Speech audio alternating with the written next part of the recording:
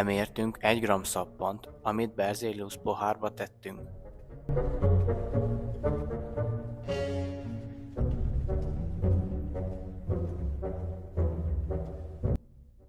Kimértünk 99 ml desztillált vizet, amit hozzátöltöttünk a szappan darabkákhoz.